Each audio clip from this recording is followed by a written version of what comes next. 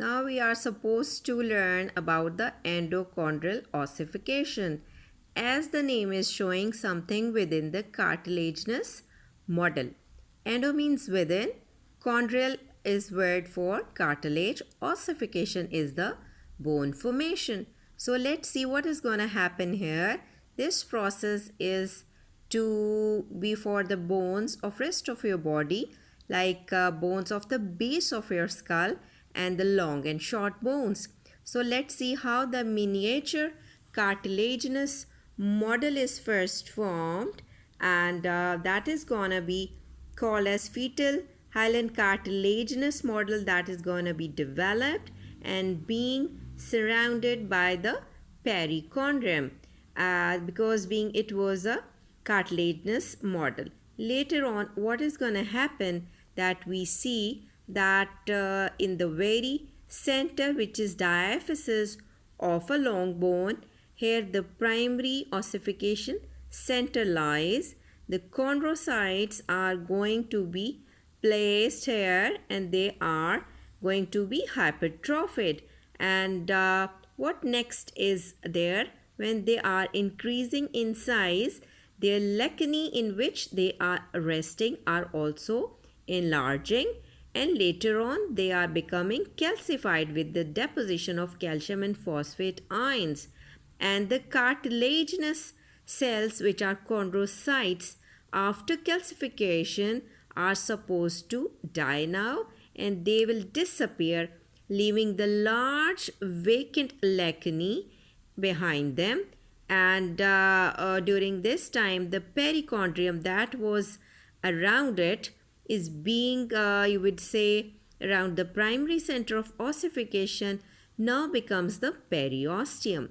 The cell in the inner lining of the periosteum are supposed to be transformed into osteoblasts. So what they are gonna do, they are basically lay down a subperiosteal bony collar, and now concentrate that from the very sides or periosteum blood vessels are entering inside, and showing the well vascularity or very vascularized nature of the periosteum and surely of the bone. And now the bony collar is surrounding the large lacunae of the calcified now hyaline cartilage, which is being, you can see, invaded by the vascular sprouts from the periosteum. And these are joining to form blood capillaries. And as you can see that now from the mesenchymal cells, they are supposed to produce the osteoclasts, which are coming from the bone marrow origination, and these have to perform the function of eroding the calcified cartilaginous matrix, and now they are forming the irregular system of the, you would say, the intercommunicating spaces, you can see. And here the primary marrow spaces or marrow cavity is supposed to be formed and being filled by the embryonic bone marrow. And all this nature, the process is almost the same. Now that by the continuous deposition of the subperiosteal bony tissue, what is going to happen, the marrow the spaces, you can see that there is the process of erosion that has now begun, and the cavity, medullary cavity, you can see is now going to be in the center of the growing long bone, and the process of this ossification is now spreading from the primary center towards the end of the long bone. And what is going to happen, that the bone formation takes place or extends above or below the primary center, and the part of the long bone, as I've already mentioned, developed from the primary center is called as diaphysis. And now concentrate on the upper and the lower end of this long bone. You can see that the epiphyseal blood vessels are also there, and these cartilaginous ends of this developing long bones, the cartilaginous part is replaced by the bone exactly with the same, you would say, the events we discussed already in the diaphysis, and the part of the bone which is going to give rise these two secondary centers in the upper and the lower end, they are called as secondary centers of ossification, and these both parts are called as epiphysis.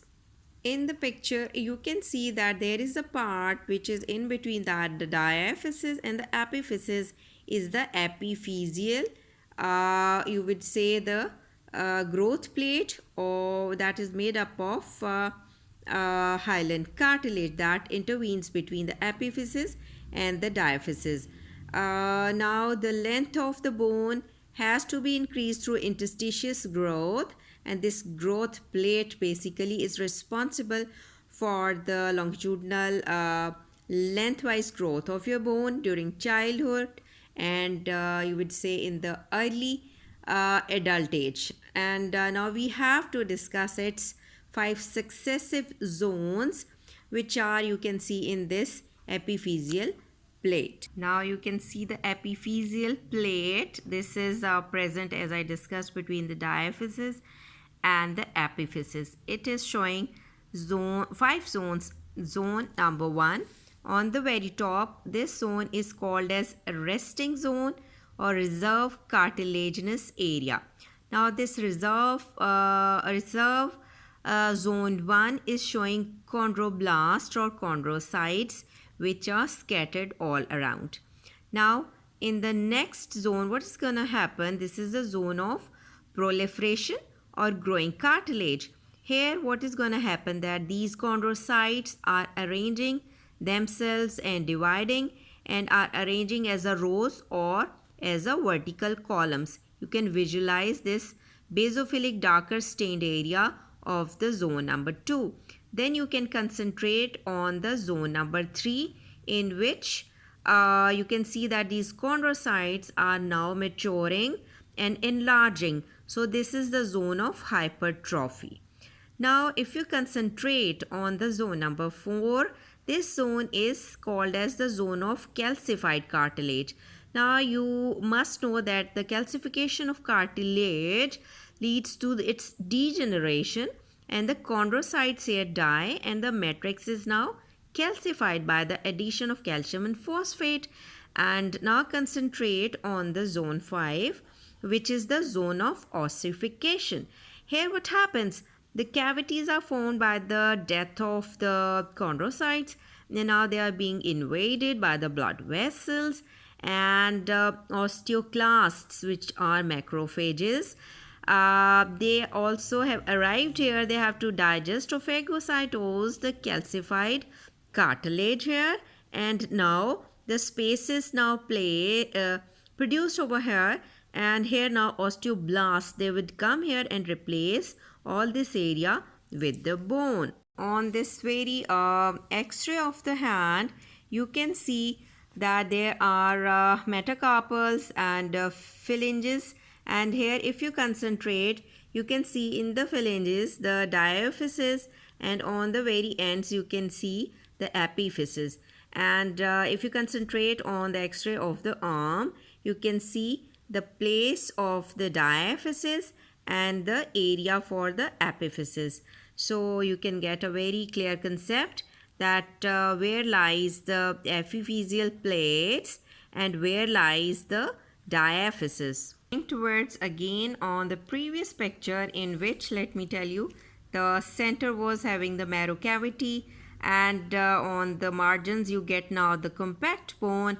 And here we just discussed the epiphyseal plates with its 5 zones, and the area where just the articular cartilage or cartilaginous part is present now is the articular area. So some joint has to be formed here. It means all the epiphysis or the cartilaginous part is supposed to be gone, and as a remnant the articular cartilage will be remaining here where it has to be articulated. Inside you can see the spongy bone, and here you can see the valvascularity of the medullary cavity here, and now you can see the epiphysis along with the epiphyseal line as a remnant. Thank you very much.